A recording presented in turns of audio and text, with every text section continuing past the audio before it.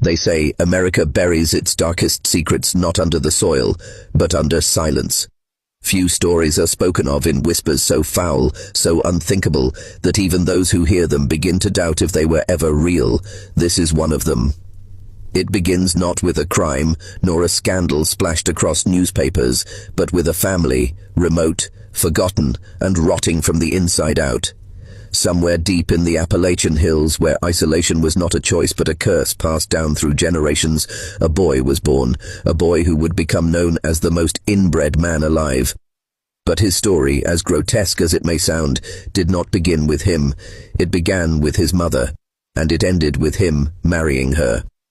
This was not a case of love. It was not even a case of lust. It was survival of a twisted kind, a cycle of inbreeding so ancient and uninterrupted that the boundaries of family had collapsed entirely. Father, mother, brother, sister, those words meant nothing here. What existed was something else, a bloodline that had folded inward so many times that the very structure of the family tree had collapsed. Branches broke, roots tangled, and what emerged was neither fully human in spirit nor in form. When outsiders stumbled upon them, they did not see a family. They saw deformities, crooked jaws, eyes that did not align, bodies that had grown weak from genetic collapse. But more disturbing than their appearance was their behavior. They lived in a state that was neither madness nor sanity, as if the rules of society had never touched them. And yet, beneath all of this horror, one figure stood out. A man whose very existence seemed like a cruel experiment carried too far. His name has been whispered, erased, and rewritten so many times that it scarcely matters. What matters is what he did, or rather, what was done to him, for he was forced, groomed, and bound into the most forbidden bowl. And of all, he became the husband of his own mother.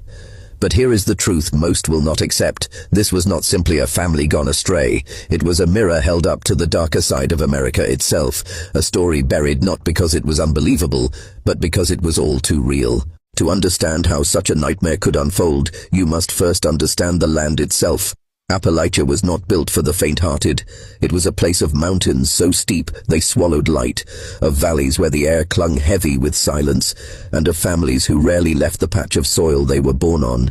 Generations stacked on generations, each one marrying into the next, until bloodlines wound themselves into knots that could never be undone.